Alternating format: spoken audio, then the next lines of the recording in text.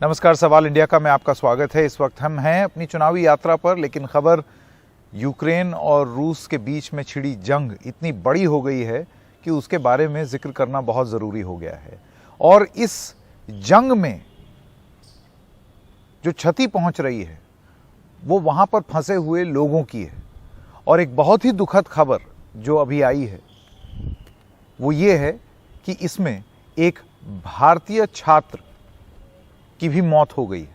बहुत ही दुखद खबर है। इस पर और जानकारी लेने के लिए चलिए सीधे चलते हैं कादम्बिनी शर्मा और निहाल के पास। कादम्बिनी जी, पहले मैं आपसे शुरू करना चाहता हूं, क्या जानकारी है हमारे पास? देखिए, एक तो विदेश मंत्रालय ने ये ट्वीट करके कहा है, इस बात की पुष्टि कर दी है कि कारगिल में जो शेलिंग हुई है उसमें एक भारतीय छात्र की दुखद मृत्यु हो गई है। दूसरी चीज उन्होंने ये कही है कि एम्बेसडर्स जो दोनों देश के हैं, यूक्रेन के और रूस के, उनसे यहाँ पे बात की गई है, चीफ पैसेज की भी बात की गई है। वहीं दूसरी तरफ जो हमारे एम्बेसडर्स हैं यूक्रेन में और रूस में, उन दोनों को भी कहा गया है यही कहने के लिए कि हमारे जो नागरिक हैं उनको सेफ पैसेज चाहिए। जो हमारे सूत्र हैं वो ये बता रहे हैं कि बार बार सेफ पैसेज की बात की गई है, किस तरह से नुकसान हो रहा है वहाँ छात्र जो हमारे फंसे हुए हैं, नागरिक जो हमारे फंसे हुए हैं, तो इस पर लगातार जोर दिया जा रहा है, लेकिन अभी तक ये हो नहीं पाया है। हालांकि बाकी जहाँ पर लड़ाई नहीं है वहाँ के इवैक्यूएशन जो हैं वो चल रहे हैं, लेकिन तब तक इस बीच जहाँ पर लड़ाई बहुत तेज चल रही है वहाँ के बारे में ये खबर आई है कि एक भारतीय छात्र की वहाँ पर मृत्यु हो गई है। जी, निहाल, मैं आपके पास आना चाहता हूं। सरकार का ये कहना है कि वो परिवार के टच में हैं, परिवार से लगातार संपर्क में हैं। क्या जानकारी मिल रही है आपको?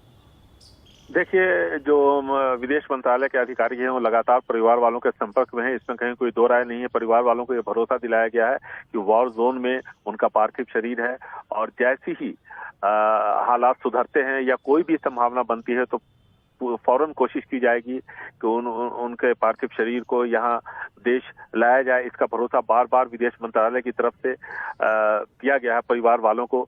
और जब परिवार के लोगों ने जो जानकारी हमें मिली है उसके मुताबिक जब ये जानना चाहा कि आखिर किस आधार पर विदेश मंत्रालय इसकी पुष्टि कर रहा है, तो विदेश मंत्रालय के अधिकारियों ने ये बताया कि जो छात्रों को लेकर के वहां जाते हैं, जो एजेंट होते हैं, उन्होंने भी कंफर्म किया है, पुष्टि की है कि सुबह में शेलिंग में वो फंस गए। जब वो खाने पीने का सामान लेने के लिए एक दुकान के बाहर कतार में खड़े थे, उसी वक्त बहुत हेवी शेलिंग हुई और उसमें उसकी वो चपेट में आ गए, फिर उनको बचाया नहीं जा सका। और दूसरी बात ये कही गई है कि जो दोस्त हैं उस छात्र के, उन सबों ने भी पुष्टि की है कि उन्होंने पहचान की है और ऐसे में उनके शरीर को वहां के एक मॉर्चरी में रखा गया है। और जैसी ही संभावना होगी जल्द से जल्द कोशिश की जाएगी कि उनके शरीर को कर्नाटक लाया जाए। कर्नाटक की राजधानी बेंगलुरु तकरीबन 360 किलोमीटर दूर हावेरी एक जगह है जहां रानी बेन्नूर एक बहुत ही मशहूर स्थान है, वहीं पर चेलेगिरे नाम का गांव है, वहीं के वो रहने वाले हैं, जो जानकारी हमें मिली है। तो मुख्यमंत्री के कार्यालय ने भी उनके परिवार वालों से संपर्क किया है और कुल मिलाकर के ये भरोसा दिलाया गया है कि जैसे ही परिस्थिति थोड़ी बेहतर होती है वैसे ही उनके पार्थिव शरीर को देश लाया जाएगा। जी, निहाल और कादम्बिनी, आप दोनों का बहुत बहुत धन्यवाद इस जानकारी के लिए। बेहद दुखद खबर है। और इसी के साथ साथ आपको ये भी बता दें कि आज भारतीय दूतावास ने एक एडवाइजरी भी इशू की है और उस एडवाइजरी में उन्होंने कहा है कि भारतीयों को तुरंत कीव छोड़ देना चाहिए, ऐसी उन्होंने सलाह दी है। उन्हें रेल या किसी भी माध्यम से कीव छोड़ने की ये सलाह दी है। सूत्रों के हवाले से ये भी खबर है कि अब रेस्क्यू मिशन में वायुसेना की भी मदद ली जाएगी। तो ये सब जानकारी है जो हमने सोचा आपके साथ साझा कर दें।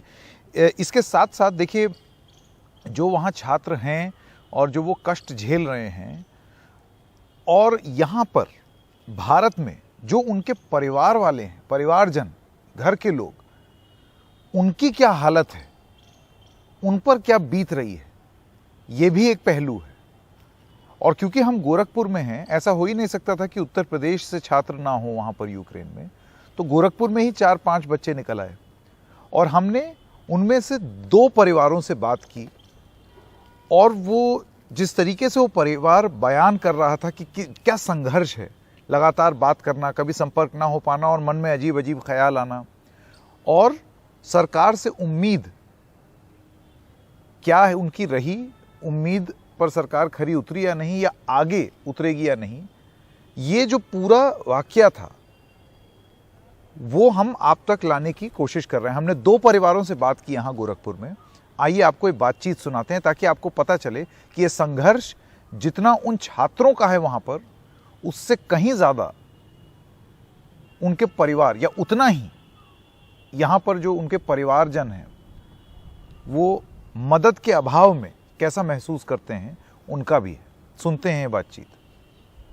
उत्तर प्रदेश में चुनावी मौसम के बीच में शायद नेता लोग एक छोटी सी बात भूल गए हैं कि इस उत्तर प्रदेश के बहुत सारे ऐसे छात्र और छात्राएं हैं जो कि यूक्रेन में फंसे हुए हैं।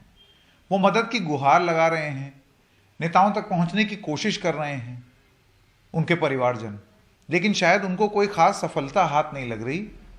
शायद इसलिए क्योंकि नेतागण कैंपेनिंग में कुछ ज़्यादा ही मशरूफ हैं। हम यहाँ पर गोरखपुर में हैं और गोरखपुर में एक छात्र हैं जो कि यूक्रेन में हैं, वहाँ फंसी हुई हैं, किसी तरीके से कोशिश कर रही हैं कि बॉर्डर पहुँच जाए। उनका नाम है चयनिका सिंह और उनकी बड़ी बहन मोनिका सिंह जी हमारे साथ यहाँ पर हैं। मोनिका जी, अगर आप बताना चाहें कि आपका लास्ट संपर्क कब हुआ अपनी बहन से और उन्होंने क्या बताया आपको, किस किस्म की मदद मिल रही है, क्या आपने अपील की है पिछले जब से ये हुआ है घटनाक्रम, तब से अगर आप बताना चाहें कुछ। सर, अगर मैं शुरुआत से बात शुरू करूं तो 24 की फ़्लाइट थी मेरी बहन की कीव से। वो टर्नोपिल में पड़ती है। टर्नोपिल से कीव आने में 6.5 से 7 घंटे लगते हैं। तो वो लड़की मॉर्निंग में आ गई थी 6:30 बजे स्टेशन पे। वहाँ पर जब इन लोगों ने एयरपोर्ट के लिए जाना चाहा तो उनके फ्रेंड्स का कॉल आया कि आप अभी एयरपोर्ट मत आओ, यहाँ फायरिंग स्टार्ट हो गई है और एयर स्ट्राइक्स हो रही हैं। तो ये लोग वहीं पर रुके रहे। वहाँ पर रुक करके इन्होंने पहले सोचा कि चलो वापस ट्रेन लेकर के टर्नोपिल चलते हैं, बट फिर हमें अपनी इंडियन गवर्नमेंट पे इतना ज़्यादा यकीन था सर, और उस टाइम ट्रेन्स वगैरह बंद थी, तो हम लोगों ने बोला उन्हें कि आप एक काम करो, आप वहीं पर रुको, इंडिया एम्बेसी वहीं पर है, आप इधर आएंगे तो सेफ़ नहीं होंगे, आप उधर रहेंगे तो ज़्यादा सेफ़ होंगे। ये सोच करके हम लोगों ने ये डिसाइड किया कि कोई बात नहीं, आप लोग वहीं पे रुको रेलवे स्टेशन पे ही, और इंडिया एम्बेसी से कांटेक्ट करो। इंडिया एम्बेसी से उन लोगों ने कांटेक्ट किया, उन लोगों ने रिवर्ट भी किया। उन्होंने बोला ठीक है, हम लोग आते हैं, बस लेके आते हैं, आप लोग को वहाँ से रेस्क्यू करेंगे, आप लोग को सेफ जगह रखेंगे, माहौल शांत होगा तो आपको वहाँ से बाहर निकालेंगे। इन लोगों ने बोला ठीक है। 4 से 5 घंटे हो गए थे सर, लेकिन इंडिया एम्बेसी के लोग 8 किलोमीटर की दूरी तय नहीं कर पाए। बच्चों ने बाद में कैब करके वो खुद एम्बेसी गए। एम्बेसी जाने के बाद उन्हें बगल के एक स्कूल में रखा गया। वो कोई शेल्टर नहीं था, कोई बंकर नहीं था, एक नॉर्मल स्कूल था। बस एक प्लस पॉइंट ये था कि एम्बेसी के जस्ट बगल में वो स्कूल था। वो बच्चे 4 दिन वहाँ रहे। 2 दिन तो उन्होंने एक टाइम का उन लोग को खाना वगैरह दिया, 2 दिन के बाद से वो भी मिलना बंद हो गया था। और जैसे जैसे ये अटैक्स वगैरह स्टार्ट हो गए, ज़्यादा हो गए, इन लोग में और डर पैदा हो गया, लाइक हमें कब यहाँ से निकालेंगे, कब रेस्क्यू करेंगे। फर्स्ट डे जब ये एम्बेसी के लोग वहाँ पर आए थे तो उनके जो वो हैं एम्बेसडर हैं, उन्होंने फर्स्ट डे इन्हें एड्रेस किया था। उसके बाद से एम्बेसी से कोई भी नहीं आया था इन्हें कुछ भी बोलने के लिए या कुछ भी, ठीक है कोई नहीं, आप पेशेंसफुली रहो, काम रहो, सारी चीज़ें ठीक रहेंगी, कोई कुछ नहीं आया। बच्चों ने काफ़ी झगड़ा भी किया, मतलब बीच में एक टाइम ऐसा आया था जब इन्होंने जो भी एम्बेसी के थ्रू जो भी कॉन्ट्रैक्टर आ रहे हैं उनसे इन लोग की बहस हो गई थी। इन्होंने बोला अगर आप नहीं कर सकते हो तो एटलीस्ट आप हमें फ्लैग प्रोवाइड करो, क्योंकि हमारी गवर्नमेंट कह रही है कि आप कभी भी निकलो तो फ्लैग लेके निकलो तो आपके ऊपर अटैक नहीं होगा। बट उन्हें वो झंडा भी वहाँ प्रोवाइड नहीं किया गया। बच्चों ने खुद मैनेज किया, मैनेज करके कुछ बच्चे तुरंत वहाँ से निकल गए। बट स्टिल हम लोगों को ये होप थी कि नहीं, इंडिया गवर्नमेंट कुछ ना कुछ ज़रूर करेगी। सर, हम लोगों ने ट्विटर्स पे 24 फरवरी से ट्वीट करना स्टार्ट किया अपने आसपास के लोगों से, जो नेक्स्ट टाइम पॉसिबल हो सकता था वो चीज़ें हम लोगों ने करने की कोशिश की। बट इंडिया एम्बेसी की तरफ से सर, भारत सरकार का टोटली तो नहीं कहूँगी, बट फिलहाल में जो वहाँ पर भारतीय दूतावास है जिस पे हमारा यकीन था, उन्होंने कोई हेल्प नहीं की। उन्होंने सिर्फ एक हेल्प की कि उन्होंने अपने बगल में जो स्कूल था वो दे दिया, और 2 दिन बाद उन्होंने ये बोलना स्टार्ट किया कि आप यहाँ से चले जाओ, आप यहाँ से चले जाओ, हम लोग आपकी कोई हेल्प नहीं कर सकते। 4th डे जब वहाँ पर कोई भी कुछ भी सुविधा नहीं मिली, कर्फ्यू जैसे हटा, हम लोगों ने ये बोला, एक नई एडवाइजरी आई कि आप रेलवे स्टेशन ओपन हो रहा है। मैंने बोला इंडिया एम्बेसी कुछ नहीं करने वाली, तुम लोग को खुद से ही मेहनत करके बॉर्डर तक पहुँचना है। ये आपने अपनी बहन को, चयनिका को बोला? मैंने अपनी सिस्टर को। अच्छा, फोन पे लगातार आपकी बात हो रही थी? लगातार मैं उससे कांटेक्ट पे बनी रही हूँ सर, लगातार। मैंने उसको ये बोला कि वहाँ से निकलो। कल वो लोग वहाँ से 12:30 बजे की कल मॉर्निंग में भी जब एम्बेसी वालों से बात हुई कि एटलीस्ट आप हमें रेलवे स्टेशन तक सेफली पहुँचा दो, उन्होंने बोला ठीक है आप 9 बजे रेडी रहिएगा, हम आपको पहुँचा देंगे। बट मॉर्निंग में 9 बजे वो बोलते हैं कि हमने कोशिश की बट अरेंजमेंट्स हो नहीं पाए। ये बच्चे लड़के फ्लैग ले करके वहाँ से पैदल 8 किलोमीटर रेलवे स्टेशन तक गए अपने आप विदाउट एनी सिक्योरिटी। वहाँ पर ये बच्चे खड़े रहे हैं। 12:30 बजे ट्रेन आई है। उस ट्रेन की सिचुएशन अगर आप बोलेंगे सर तो मैं आपको दिखा सकती हूँ। आप देख सकते हैं सर कितनी भीड़ है उस ट्रेन में। इसमें यूक्रेनियंस, इंडियंस सारे भरे हैं। ये है उस ट्रेन की हालत। ये वो ट्रेन है जिसे पकड़ करके वहाँ से ये लोग अपने कॉलेज टर्नोपिल के पास आए हुए हैं।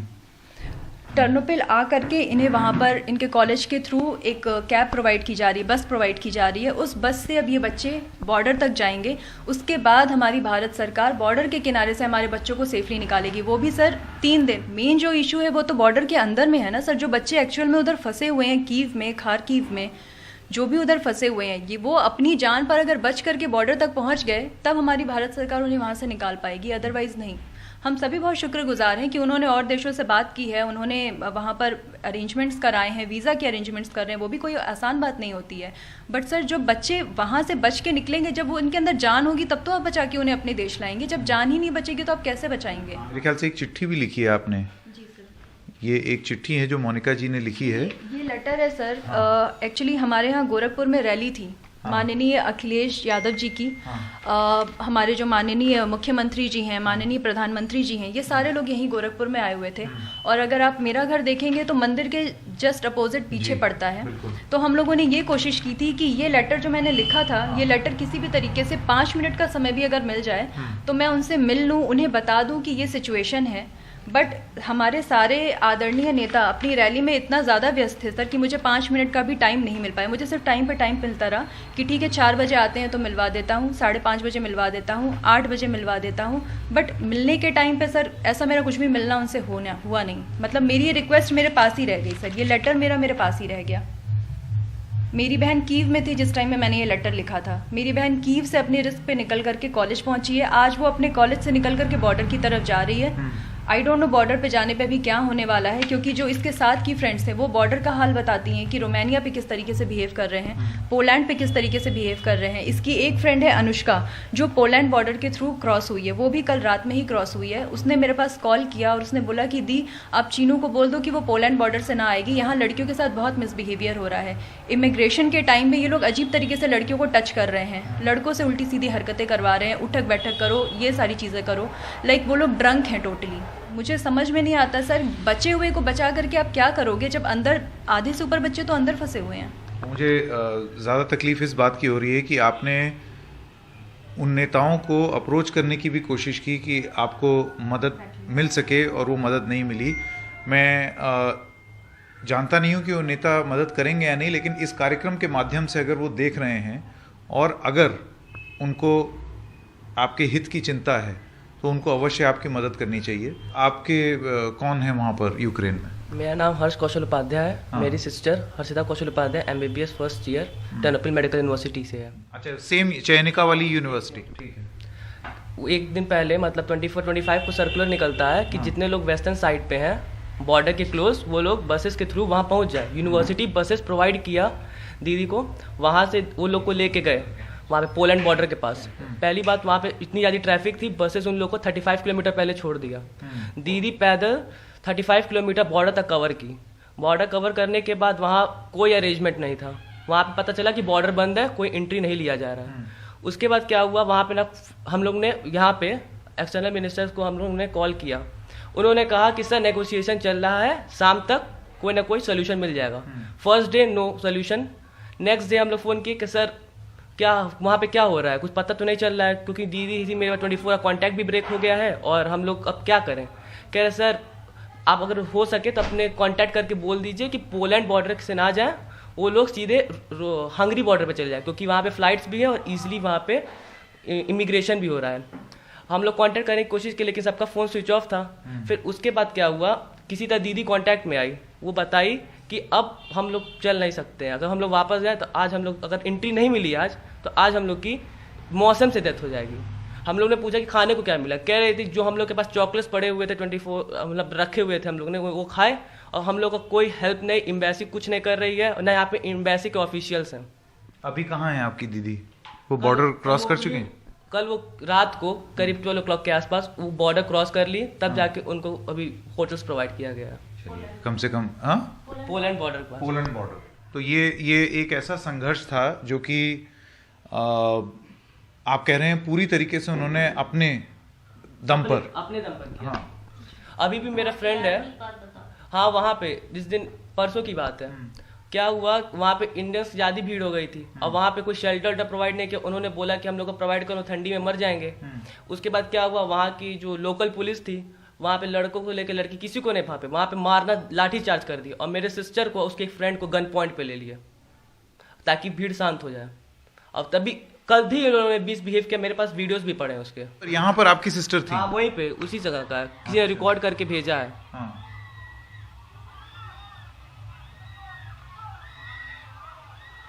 अभी भी कोई हेल्प नहीं मिल रहा है वहाँ पे। जितने भी दीदी के साथ वाले भी हैं, बॉयज स्पेशली, वो लोग तो उसी तरह छोड़ दिया गया उन लोग को, पहले गर्ल्स एंट्री करें फिर बॉयज, लेकिन इस समय ऐसा तो नहीं करना चाहिए ना। और अभी मेरा एक फ्रेंड है, वो भी खारकीव में, वहाँ पे तो बता रहा था कि पूरी सिचुएशन बहुत बेकार है। उसके पास अभी प्रेजेंट टाइम में 3 days के फूड अवेलेबल है, लेकिन इंडियन एम्बेसी से कोई हेल्प नहीं, कुछ भी नहीं। अब पता नहीं सर क्या होगा आगे। अब ऐसा बताया जा रहा है कि मंत्री लोगों की ड्यूटी लगाई है कि वो जो लोग बॉर्डर क्रॉस कर चुके हैं वो लोग अब टच में आ सकते हैं अथॉरिटीज़ के। तो ये खबर आप तक मिली है कि इस तरीके से अब वो टच में आ सकते हैं जो बॉर्डर पर पहुंच गए हैं? जैसे अभी मोनिका बता रही थी कि बॉर्डर पर तो आप तब मदद करेंगे जब बॉर्डर तक कोई बच्चा पहुंच जाएगा। सबसे बड़ा संघर्ष तो वही है। मोनिका, उनकी दीदी जो हैं वो तो निकल आई। अब मैं आपसे बस यही कह सकता हूँ कि आप हौसला बना करके रखें। और मैं आपकी बात काटूंगी, आप नहीं, सारे न्यूज़ चैनल से मेरी ये रिक्वेस्ट है कि फेक न्यूज़, आधी न्यूज़ दिखाने से पहले ग्राउंड बेस पे क्या चल रहा है वो दिखाएं। पहली चीज़, भारत सरकार हमारी यहाँ बैठ कर के बहुत कुछ बोल रही है सर, बट जो बोल रही है उसका 20% हो रहा है, 80% तो हो ही नहीं रहा।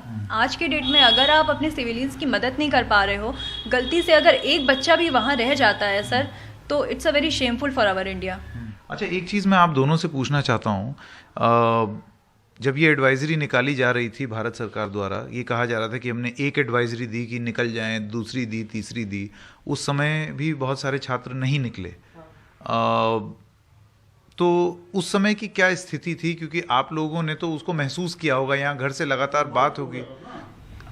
सर, पहली एडवाइजरी जो आई थी वो 15 फरवरी की आई थी। उस एडवाइजरी में उन्होंने कहीं से भी ये ऑर्डर नहीं दिया था कि आप बच्चों को भेजिए। उस एडवाइजरी में उन्होंने ये सिर्फ इंस्ट्रक्ट किया था कि जिन बच्चों की वहाँ ज़रूरत नहीं है, जिन बच्चों को ऐसा लगता है कि वहाँ से आ सकते हैं, वो आ सकते हैं। बच्चों ने अपने कॉलेजेस में बात की थी कि सर आप हमारी क्लास ऑनलाइन करवा दीजिए ताकि हम वहाँ से निकल सकें। सर 15 फरवरी से लेकर के 23 फरवरी तक ये जंग चली है बच्चों की, कॉलेज वालों से, कि आप हमारी क्लास ऑनलाइन कीजिए। कॉलेज ताकि वो आ जाते, ताकि वो आ सके। उनकी क्लासेस सर, हॉस्पिटल्स में उनकी क्लासेस लग रही हैं, जो 4th year 5th year last year के बच्चे हैं। उन्होंने कॉलेज वालों से लड़ाई की है। लड़ाई करने के बाद कॉलेज वालों ने ये कहा कि ठीक है, अगर जो बच्चे जाना चाहते हैं आप जाओ, आप जब भी आओगे आपका जो क्लास जो भी मिस होता है वो हम आपको फ्री रिवर्क करवा देंगे, बट हम क्लासेस ऑनलाइन नहीं करेंगे। सर आप विश्वास नहीं मानेंगे, 24 जिस दिन ये सारे बच्चे कीव में फंसे हुए थे, जिस टाइम कीव पर अटैक हुआ, उस दिन जाकर के टर्नोपिल यूनिवर्सिटी में क्लासेस ऑनलाइन हुई और इन लोग सारे बच्चों के पास मैसेज आया कि आप ऑनलाइन क्लासेस ज्वाइन करें। 25 क्लासेस ऑनलाइन चली वाइल वॉर। 25 के बाद इन लोगों ने क्लासेस को बंद किया है और बोला after 15 March we will continue. What this mean sir? हमारी भारत सरकार कहाँ है? क्या आप स्ट्रिक्टली नहीं बता सकते? यूएस के एक भी बच्चे नहीं है सर, क्यों नहीं है? यूएस एम्बेसी ने अपने सारे बच्चों को वहां से निकाल लिया, इंडियंस ही क्यों वहां फंसे हुए हैं? पहले की जो एडवाइजरीज थी तब अगर आप टिकट लेकर के आना चाहते थे तो उसमें क्या? क्योंकि बहुत सारे छात्रों ने हमारे चैनल पे आके ये बोला कि भाई टिकट बहुत महंगी हो गई थी। 1,80,000 3 लाख के आसपास तक फ्लाइट्स की टिकट पहुंच गई थी। मेरी सिस्टर का वैसे नॉर्मली कितना होती है? और नॉर्मल अब 35,000 सर, उससे ऊपर नहीं होता है। बट मैंने खुद अपनी सिस्टर की जो टिकट कराई थी वो 60,000 की थी, कीव टू दिल्ली। ये लोग ये कह रहे हैं कि हमने 2 नहीं 4-5 फ्लाइट्स एयर इंडिया की भेजी हुई हैं, बट किसी ने भी ये बात नहीं की कि कॉस्टिंग कितनी है उसके पीछे। मैं ये नहीं कह रही हूँ कि गवर्नमेंट कुछ नहीं कर रही है, बट मैं ये कह रही हूँ कि अगर आप इतना कर रहे हो तो why not on ground level, आप कोर में जाकर के चीज़ों को क्यों नहीं रेक्टिफाई कर रहे हैं। ये टाइम ये चीज़ देखने का नहीं है कि बच्चे बाहर क्यों जा रहे हैं, ना ही ये टाइम इस बात को करने का है कि हमारे एजुकेशन सिस्टम में कितने लूप होल्स हैं या उन्हें हम कैसे सही कर सकते हैं। अभी हमारी प्रायोरिटी है बच्चों को लाना। आप अगर बोल रहे हो कि वहाँ से 5-6 फ्लाइट्स आ रही हैं, बच्चों को लाया जा रहा है, तो उसके साथ में आप ये भी बताओ कि उसकी costing 60,000 sir, minimum is 60,000, maximum is 1 to 3 lakhs। हम लोग के साथ में यहाँ पर एनडीटीवी से सर आए हुए हैं एक इंटरव्यू के लिए। एक सेकेंड। चयनिका, अभी कहाँ है आप निकल गई? जी सर, जस्ट निकले टर्नोपिल से। और अब आप बॉर्डर पर जाएंगी? कौन से बॉर्डर पर? स्लोवाकिया एक बॉर्डर है, यहाँ से 6 घंटे की दूरी पे है, तो हम लोग उसी की साइड प्रोसीड कर रहे हैं। हम और मेरे कुछ फ्रेंड्स हैं। कितने लोग हैं आप लोग? 6, हमें लेके 6 लोग हैं। तो किसी से बात हो पाई आपकी कि वहां आप जाकर के क्या करेंगी, किससे संपर्क में रहेंगी, वहां पर कुछ व्यवस्था है या नहीं, खाने पीने का क्या अरेंजमेंट किया आप लोगों ने?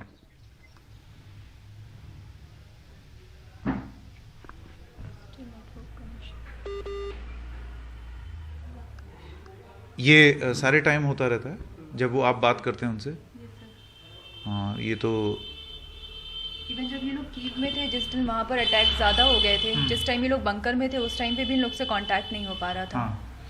तो ये भी एक इशू है कि हमारा कांटेक्ट प्रॉपर वे में नहीं हो पाता है इन लोगों से। लाइक अगर काफ़ी टाइम तक कांटेक्ट ना हो सका तो भी टेंशन होती है कि क्या बात हो गया। Correct.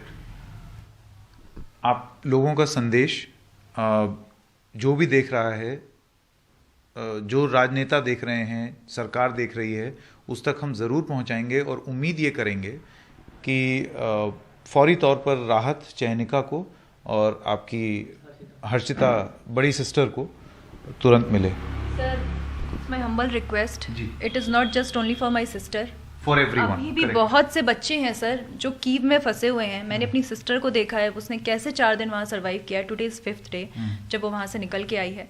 So it's my request to my government, जो विपक्ष में बैठे हैं या जो पक्ष में बैठे हैं, चुनाव है, everything is fine and okay, but please जो अंदर हैं आप उन्हें रेस्क्यू करा करके बाहर लाइए sir, because they are in main danger.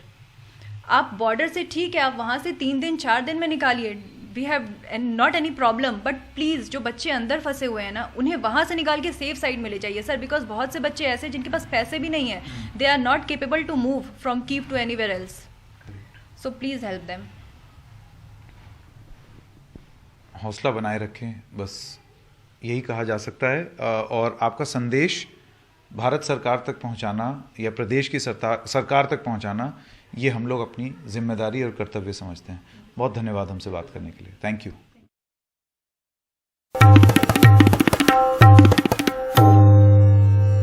एक बार फिर से आपको दुखद खबर सुना दें कि रूस और यूक्रेन की इस लड़ाई में आज खार्किव में जो बमबारी हो रही थी, उसमें एक भारतीय छात्र की मृत्यु हो गई है। यूक्रेन के खार्किव में आज सुबह हमले में एक भारतीय छात्र की मौत हुई है। विदेश मंत्री ने इसकी जानकारी भी दी है और विदेश मंत्रालय की तरफ से ये कहा गया है कि वो छात्र के घर वालों के संपर्क में हैं और पूरी जानकारी बटोरने की कोशिश कर रहे हैं कि अभी वो कौन सी मॉर्चरी में शव रखा गया है और कितनी जल्दी से जल्दी ये पार्थिव शरीर भारत वापस लाया जा सकता है।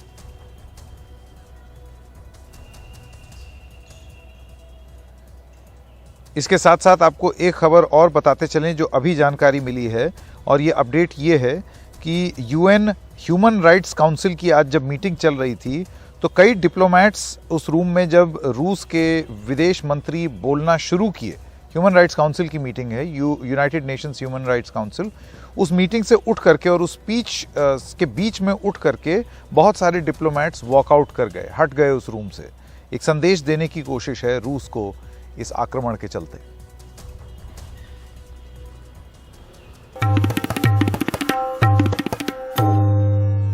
तो एक बार फिर से आपका स्वागत है। और बुखारेस्ट के रास्ते हिंदुस्तान आए शुभांशु से हमने बात की और उनसे उनके जो घर वाले थे वो मिल करके किस तरीके से उन्होंने राहत की सांस ली, हमारी सहयोगी सुकीर्ति द्विवेदी ने उनसे बातचीत की। आइए सुनते हैं। सर आप बताएं कहाँ से लौट रहे हैं, किस तरह मैनेज किया यहाँ तक आना? हम वेनेत्सिया से आ रहे हैं। अपना नाम बताएं। शुभांशु। ठीक है। और वेनेत्सिया से हमने पहले ट्रैवल किया टू द बॉर्डर। हालात काफ़ी ठीक थे, हमारे जितने भी कॉन्ट्रैक्टर्स हैं उन्होंने बस अरेंज कर दिया। ठीक है, आराम से पहुँच गए। हाँ, थोड़ा किलोमीटर चलना पड़ा, 12 किलोमीटर, पर वो प्रॉब्लम नहीं थी। मेन प्रॉब्लम थी रोमानिया बॉर्डर, वो क्रॉस करना इम्पॉसिबल हो गया था। ठीक है, बच्चे रो रहे थे, मैंने खुद देखा। ठीक है, वो हाथ जोड़ रहे हैं कि हमें उस पार कर दो, वो थक हार के गिर रहे हैं, बेहोश हो रहे हैं। ठीक है, बच्चे उनके मतलब हम खुद जो स्टूडेंट्स थे आपस में लड़ने लग गए थे कि मुझे आगे जाना है, मुझे आगे जाना है। बाकी रही कहीं कसर यूक्रेनियन ट्रूप्स पूरी कर रहे थे, लाते मार रहे थे। ठीक है, तो हालात तो वायलेंस झेलना पड़ा आपको? नहीं, मुझे वायलेंस नहीं झेलना पड़ा, लेकिन हाँ मैंने बहुत देखा ऐसा। बच्चे बेहोश हुए, उन्हें मारा गया, जो गन के पीछे वाला हिस्सा होता है मोटा था उससे। ठीक है, पैरों से, बूट से। ठीक है, तो बहुत बुरी हालत हो गई थी। ठीक है, वो हमें प्रेफर नहीं कर रहे थे। गेट जब खुलता था सबसे पहले यूक्रेनियंस जाएंगे। इंडियन एम्बेसी ऑफिशियल्स ने किस तरह मदद करी आपकी? इंडियन जैसे हम पार हुए, कमान इंडियन एम्बेसी ने संभाल लिया, उसके बाद तो प्रॉब्लम ही नहीं थी। ठीक है, सारा काम स्मूथली होता गया, उन्होंने खाना पानी सब प्रोवाइड कर दिया हमें। ठीक है, इनफैक्ट अभी भी मेरे कुछ फ्रेंड्स हैं वो शेल्टर में हैं, और सही बता रहा हूँ 5 स्टार होटल जैसा शेल्टर रखा है उन्होंने, बहुत अच्छी तरह ट्रीटमेंट हो रही है उनके साथ। तो जैसे इंडियन एम्बेसी ने संभाला फिर चीज़ें ठीक हो गई, लेकिन रोमानिया बॉर्डर तक चीज़ें बहुत ख़राब थी। It's like a hello. आप कहाँ के रहने वाले हैं सर? मैं दिल्ली से हूँ। दिल्ली से ही हैं। मैम आप कुछ बोलना चाहेंगी? बच्चे से वापस मिलने को इतने दिन आपके बड़े टेंशन में गुजरे होंगे, अब फाइनली वो मिला है आपको। हाँ, मुझे मिलकर बहुत अच्छा लग रहा है, बहुत खुशी लग रहा है। मुझे लग रहा है कि दुनिया की सबसे अच्छा चीज़ मिल गया।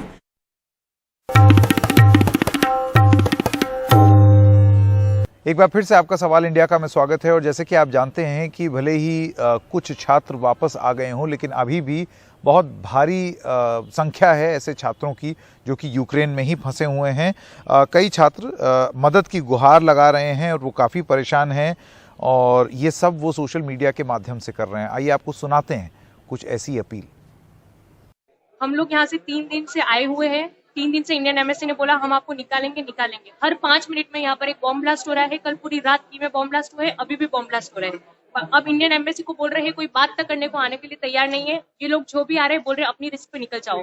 बाहर ऐसी सिचुएशन बिल्कुल भी नहीं है कि 5 मिनट पे आप लोग खड़े रहो। खाना दे रहे हैं ये लोग 10 लोगों के बीच में 1 प्लेट, वो हम लोग मैनेज कर रहे हैं। खाना पीना हर चीज मैनेज कर, बट एटलीस्ट इवैक्यूएशन का कुछ तो बात करें। सबसे अनसेफ सिटी है कीव, जिसमें अभी इंडियन एम्बेसी के पास 500 बच्चे हैं और इंडियन एम्बेसी बोल रही रिस्पॉन्सिबिलिटी नहीं ले रही है। बोल रहे निकल जाओ। 40 बच्चों को निकाला है इन लोग ने इंडिया की एक फ्लाइट से, और न्यूज में दिखा रहे कि ये लोग सबको निकाल दिया। क्या कर रहे हैं ये लोग बैठ के? एटलीस्ट आप बात करिए, कुछ तो रिस्पॉन्सिबिलिटी लीजिए, निकलवाइए एटलीस्ट।